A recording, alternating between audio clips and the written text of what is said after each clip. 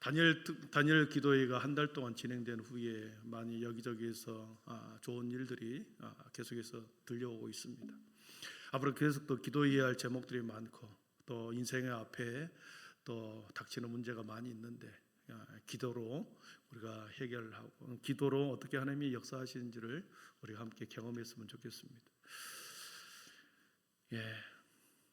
예전에 한번 소개시킨 바 있지만 레슬리 류비긴이라고 하는 사람이 이제 교회를 정의할 때 이렇게 정의했다 그랬습니다.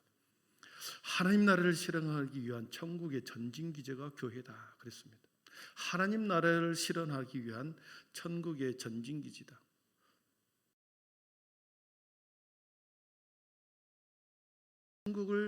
천국의 공동체를 만들어가는 유일한 장소가 교회라고 하는 것이죠.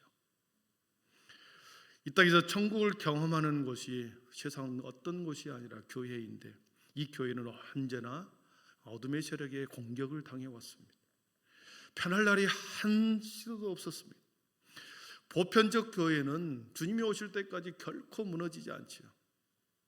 그러나 지역 교회는 우리가 한빛교회나 무슨 교회 지역에 세워지는 교회는 수많은 도전과 그 도전에 대해 성도들이 어떻게 응전하는가, 수많은 교회 앞에 닥치는 여러 가지 문제, 사단이 끊임없이 공격함으로 교회를 무너뜨리려고 할 때 성도들이 어떤 마음으로 응전하는가에 따라서 교회가 소멸되기도 하고 또 엄청나게 발전하게 되고 흥망성쇠를 거듭하게 되는 거죠. 성도들이 어려움을 당할 때마다, 교회가 어려움을 당할 때마다 온 성도가 똘똘 뭉쳐서 이렇게 교회를 지켜내면 그 교회는 지속적으로 성장하게 되고 하나님의 영광을 그 교회를 통해서 계속해서 퍼져나갈 것입니다. 끊임없는 공격 속에서 지역교회가 도전받고 사단의 표적이 되어서 영적인 모임을 계속해서 공격하는데 그 공격에 대해서 어떻게 대처하느냐에 따라서 교회가 발전하기도 하고 소멸하기도 한다는 거죠. 영적인 전쟁은 우리 오늘 말씀의 혈과 육의 씨름이 아니고 세상의 주관자, 어둠의 세상 주관자, 하늘의 악한 영들과 싸우는 우리의 대적자다. 이렇게 오늘 10절, 11절, 12절에는 그렇게 기록하고 있죠. 여러분, 어둠의 주관자들이 이 세상을 지배하는 방법은 사람의 마음을, 성도들의 마음을, 영혼을 도적질하고 사람들의 영혼을 파괴하는 자들이 어둠의 주관자들입니다. 사람인 것처럼 사람이기도 하지만 그 속에 역사하는 사단 마귀는 사람의 영혼을 파괴하고 도적질하는 자가 어둠의 주관자들이 그 사람을 이용하여 이렇게 만들어 간다는 거죠. 마음을 분열시키고 돈과 물질을 통하여 사람의 마음을 빼앗아 버리고 권력과 명예를 가지고 사람의 마음을 훔쳐버리고 세상의 문화와 레저 활동을 통해서 사람의 마음 현혹하고 빼앗아 갑니다. 그래서 하나님을 섬기는 것에 있어서 하나님과 함께 천국의 기지를 만드는 것에 있어서 그 사탄은 가만 놔두지 아니하고 계속 공격한다는 거죠. 우리가 알다시피 사단은 디아볼로스다 그랬습니다. 나눈다 그랬습니다. 두 개로 나누어 그 사이에 존재하다 구별하여 끊임없이 나누는 일, 사단 마귀는 그렇게 그 사이를 나누어 그 사이 속에 들어와서 사람의 마음을 나누고 이간질하고 편을 나누는 것이죠. 사단이 가만히 들어와서 그렇게 편을 나누고 나눈 다음에 사람의 생각을 불어넣습니다. 불만을 불어넣게 하고 그리고 성도를 비방하게 하고 교역자를 비방하고 또 교회를 비방하게 하여 계속 틈을 벌어지게 하여 이 천국의 전진기지가 세워지지 않도록 방해한다는 거죠.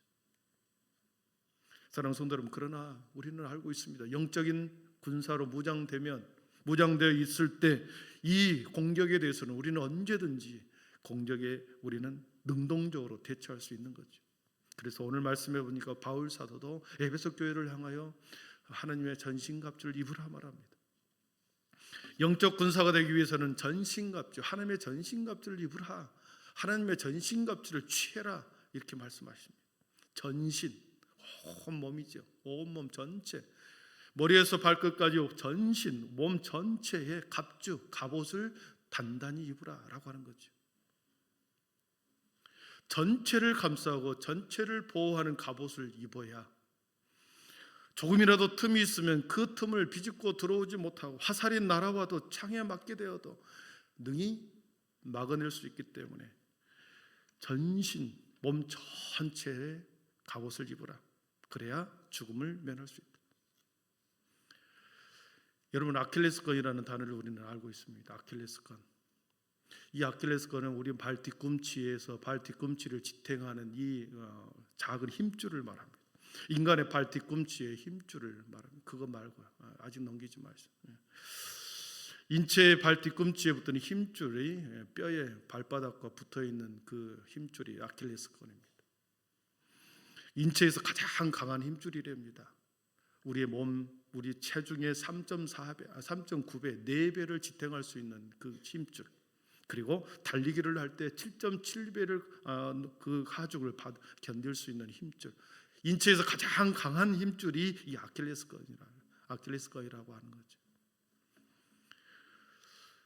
그리스 신화에 나오는 아킬레스라고 하는 전쟁 영웅에 대한 그 유래에서 나왔습니다.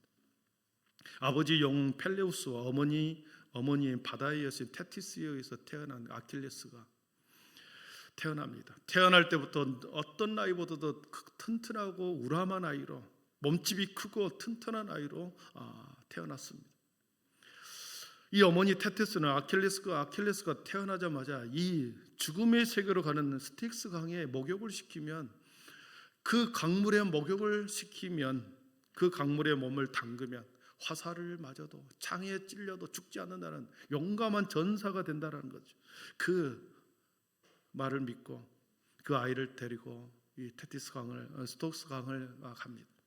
그래서 그 아이를 강물에 이제 몸을 담그려고 합니다. 허리를 잡아가지고 넣을까, 어깨를 잡아서 집어넣을까. 잡는 부분이 물이 닿지 않겠죠. 그래서 생각하다가 발꿈치를 싹 잡아서 이렇게 물에다가 담그는 거예요.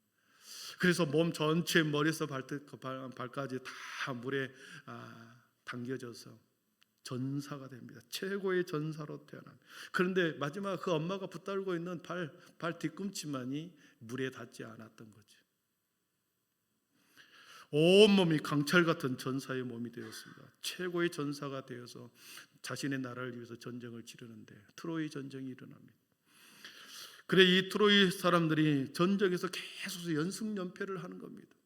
그래서 아킬레스의 약점이 뭘까? 약점을 찾아봐라. 그랬더니 아킬레스의 발 뒤꿈치가 약점이랍니다.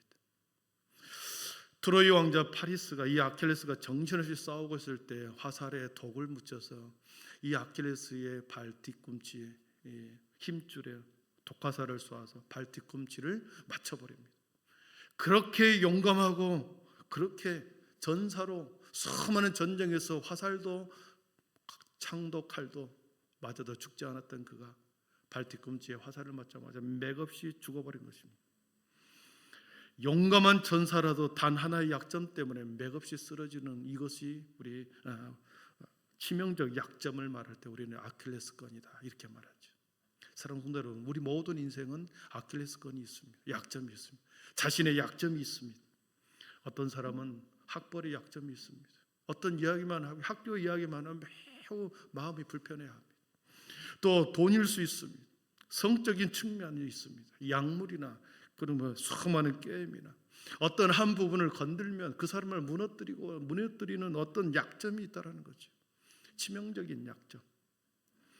그 약점을 건드리면 그 사람 인생 전체가 무너져 버리는 거죠. 영적 전사가 치명적 약점에 쓰러지지 않기 위해서는 전신갑주, 머리에서 발끝까지 완전한 몸 전체에 갑옷을 입으라. 우리 주님은 그렇게 말씀합니다. 수많은 공격들이 머리에서부터 발끝까지 온다는 거죠. 그래서 하나님께서는 전신갑주를 6개를 말하고 있습니다. 온몸에 전신갑주를 입은 6가지 그 하나라도 우리가 제대로 입지 못하면 그것을 통하여 무너진다는 거죠. 첫 번째는 진리의 허리띠를 띠어야 합니다. 지지난주에 3가지를 말했으며 진리의 허리띠. 상체와 하체를 꽉 붙들어 주어서 힘을 쓰게 하는 것이 허리띠는 거 아닙니까? 허리띠를 풀어버리면 긴장이 풀어지고 여유롭게 되고 나태하고 한가한 모습처럼 돼버립니다. 그러나 허리띠를 딱 끼면 우리가 긴장하게 되고 똑바로 서게 되는 거죠.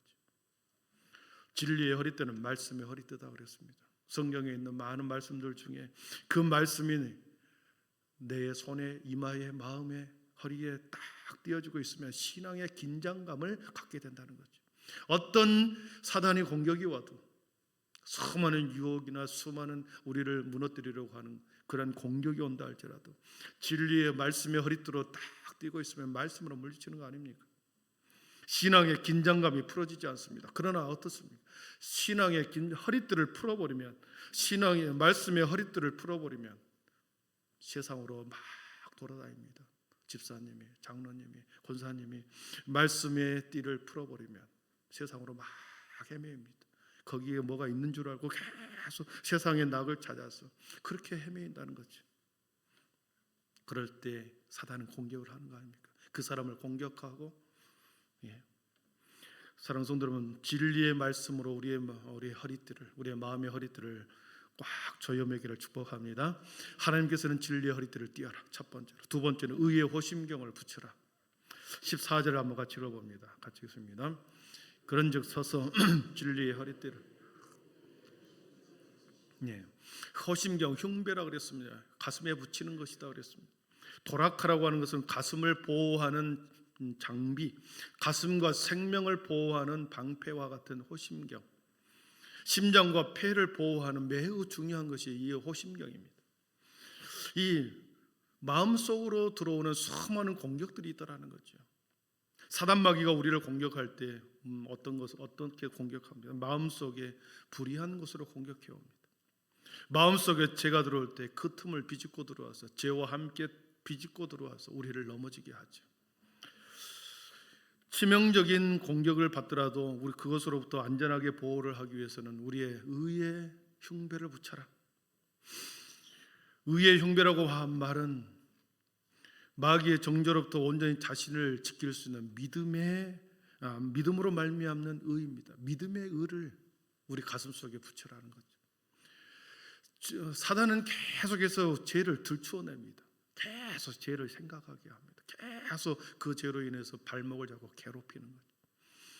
성도들로 하여금 그래서 스스로 자책하게 만들고, 스스로 죄의식을 갖도록 만들게 하고, 스스로 부끄러워하게 만들고, 계속해서 사단마귀는 어떠한 약점을 가지고 정죄하게 하고 비난하게 하고 죄의식을 마음속에 갖게 심어줍니다.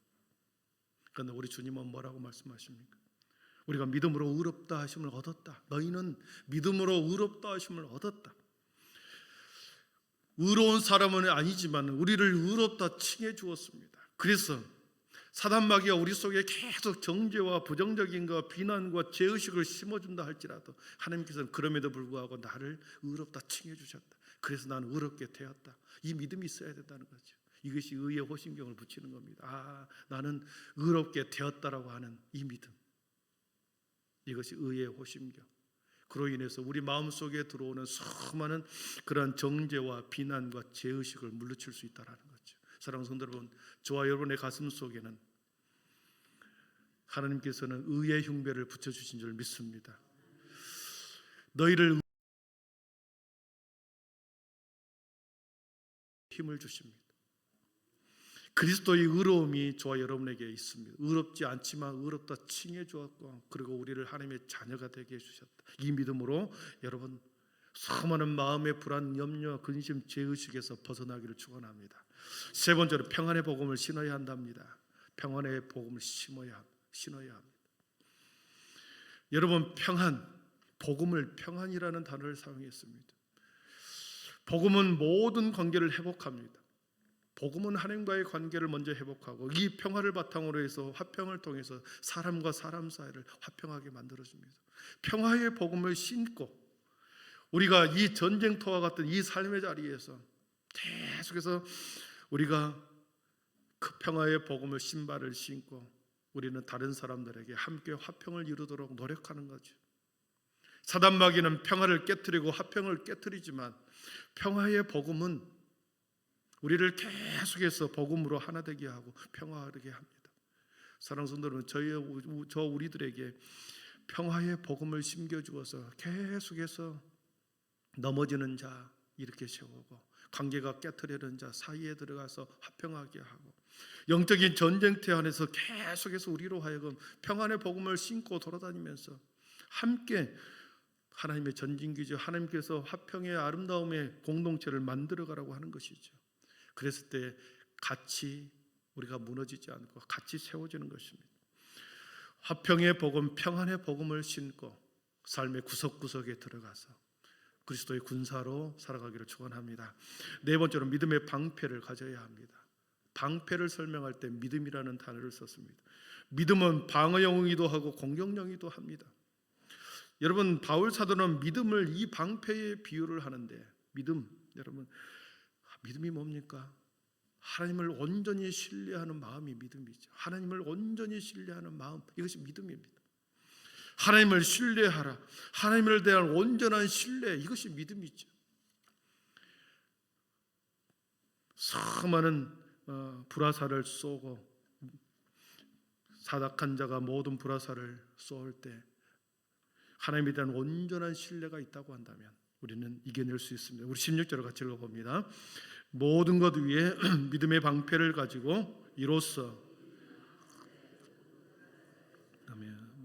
모든 불화살을, 악한 자의 모든 불화살을 소멸하고. 불화살이 뭘까? 불화살. 여러분, 주석에 보니까 이 불화살을 의심, 공포라고 이렇게 주석을 했습니다. 사람 속에 들어오는 의심, 공포를 이 불화살이라고 그랬습니다. 하나님의 선하심에 대한 의심을 심어주는, 하나님이 선하시다, 하나님이 선하지 않으신 분이야.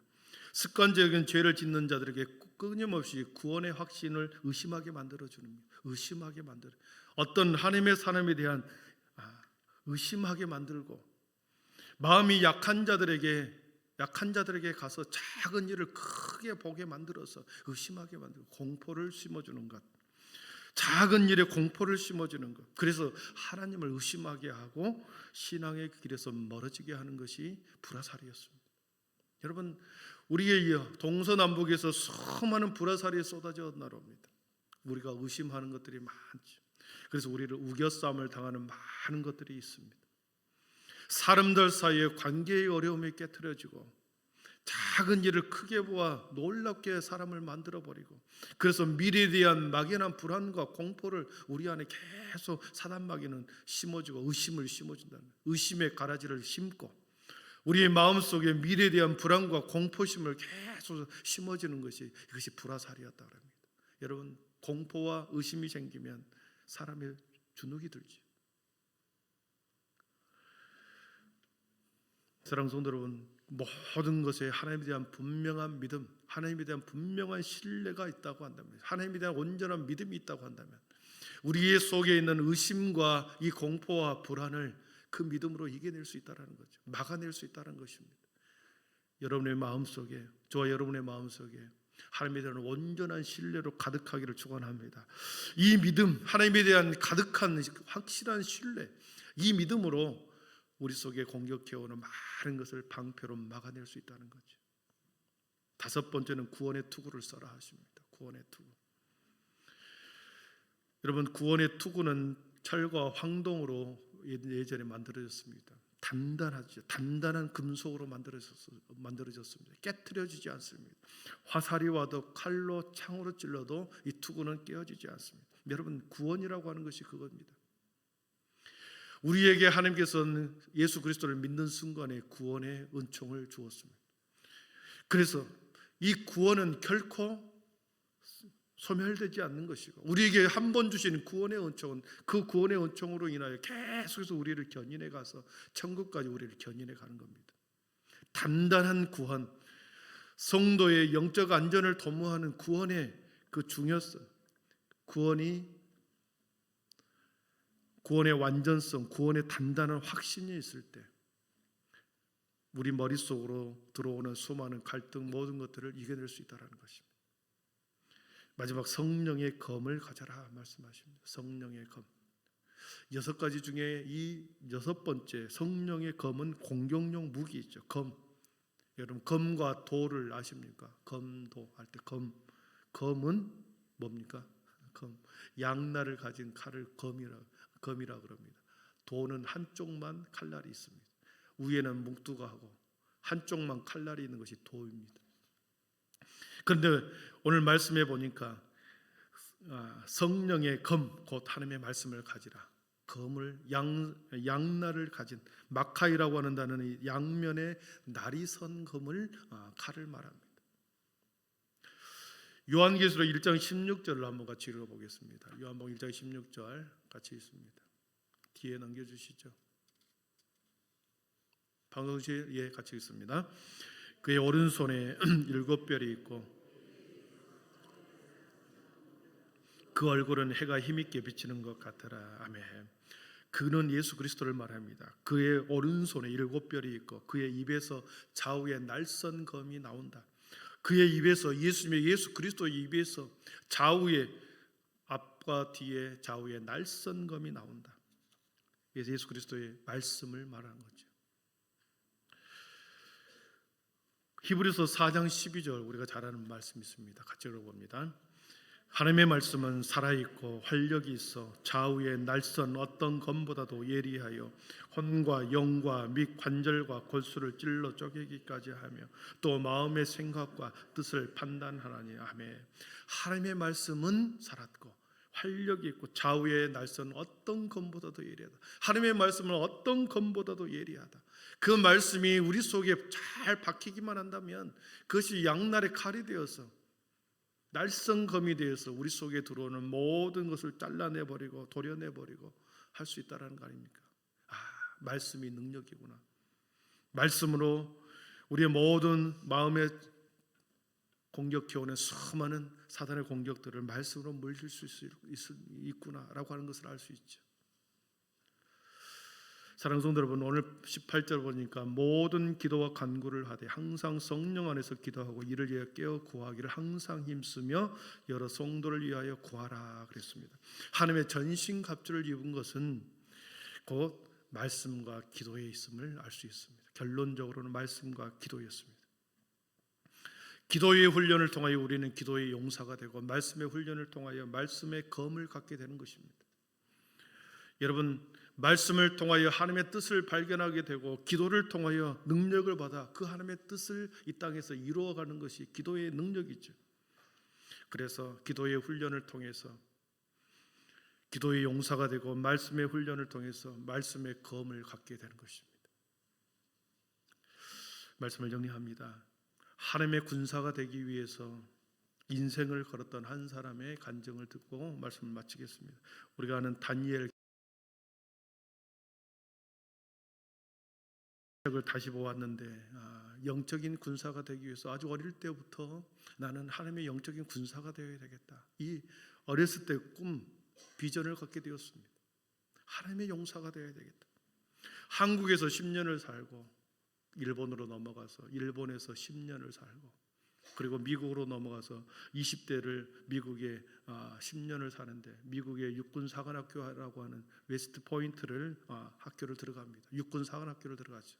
미국의 웨스트 포인트라고 하는 것은 전 세계에서 가장 똑똑하고 신체적으로 건강한 사람, 머리와 지적인 능력과 신체적인 조건을 다 갖추는 사람들이 들어가는 것이 웨스트 포인트입니다. 거기에 들어가서 4년 동안 말 그대로 육체의 군사가 훈련받아야 할 모든 훈련을 견뎌내고 이겨냅니다. 엄격한 군사훈련, 그 사관학교를 졸업하면 미국의 전 세계 그는 최고의 명예와 장래가 보장되었으나 졸업과 동시에 소위로 인간하지 않고 트리니티 신학대학원을 들어갑니다. 그리고 목사가 되고 선교사가 되어 중국과 전 세계를 돌아다니면서 복음을 전하는 선교사가 되었습니다. 그래서 그가 다니면서 경험한 글을 철인이라고 하는 책에 썼죠. 이 다니엘 김 선교사가 전하는 핵심 메시지는 내일은 환난이지 평안이 아니다. 계속해서 말합니다. 내일은 많은 사람들이 평안을 기대하고 내일은 좀 나은 삶을 기대하겠지만 기대하지 마라. 오히려 내일은 환난이 온다. 복음의 긴장성을 가지고 십자가 앞으로 더 긴급히 돌아오라 이렇게 말씀합니다. 온전한 예배자로 다시 서라. 갈수록 영적인 전쟁이 치열해진다는 것을 알 수 있습니다. 주님이 재림의 그날이 가까이면 가까이 올수록 내일은 환란이지 평안이 아니고 더 영적인 전쟁이 더 힘들게 더 강력하게 그리스도인들에게 도전해 온다는 거죠. 그래서 온전한 예배자로 서라. 십자가 앞으로 다시 긴급히 돌아와라. 내일은 환란이지 평안이 아니다. 크리스찬들이여 일어나서 기도의 자리로 나오라. 그 책에서 그렇게 강조를 하죠. 그렇구나. 사랑하는 성도 여러분, 우리는 내일을 꿈꾸죠. 내일이 더 좋은 더 밝은 미래를 꿈꿉니다. 많은 사람들이 꽃길을 걷기를 원합니다. 그러나 우리는 꽃길을 걷는 자들이 아니라 전사의 삶을 살아가는 자들이죠. 갈수록 더 치열한 영적 전투가 우리를 기다리고 있기 때문에 우리가 무장하지 않으면 모두가 쓰러져 버린다는 것입니다. 30년 40년 믿었어도 어떻습니까? 작은 말 한마디에 교회를 던지고 박차 책임을 다 회피하고 떠나가 버리잖아요. 사단은 끊임없이 그렇게 믿음의 사람을 계속해서 무너뜨리는 거지. 모이지 못하게 하고 전진기지로 만들려고 하는 이 하나님의 전진기지를 다 무너뜨리려고 하는 영적 전투가 치열하게 벌어집니다. 갈수록 그러한 시대적인 상황 앞에서 영적인 군사가 되지 않으면, 영적인 군대로 함께하지 않으면 이것을 막아낼 수 없다. 그러면서 영적인 군사로 거듭날 것을 촉구합니다. 바울 사도도 에베소 성도들에게 하나님의 전신갑주를 입어라. 머리에서 발끝까지 단 한 군데도 흠집이 약점이 없이 하나님의 전신갑주로 채우라, 취하라, 입으라 말씀하십니다. 오늘 저와 여러분에게 주신 하나님의 말씀인 줄 믿습니다. 기도의 자리에서 어찌하든지 더 기도하십시다.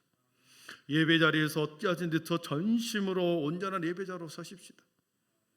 그래서 예배 훈련 받고 예배의 훈련, 기도의 훈련, 말씀의 훈련을 통해서 하나님의 영적인 군사로 우리가 날마다 세워지기를 축원합니다. 저는 그런 마음이 있습니다. 나는 우리 교회 성도들의 영적 사령관이지 그런 마음이 있거든요. 그래서 더 크게, 더 강하게 기도하려고 하고 어떻게 하면 더 일찍 나와서 말씀을 준비하고 더 오랫동안 기도하면서 성도들의 영혼을 내가 지키는 사람이지. 여러분, 우리들에게 여러분은 가정을 지키는 파수꾼이요, 여러분을 통하여 여러분이 지켜야 할 가정과 공동체가 있을 것입니다. 영적인 책임 의식을 가지고 영적인 군사로 훈련받기를 축원합니다.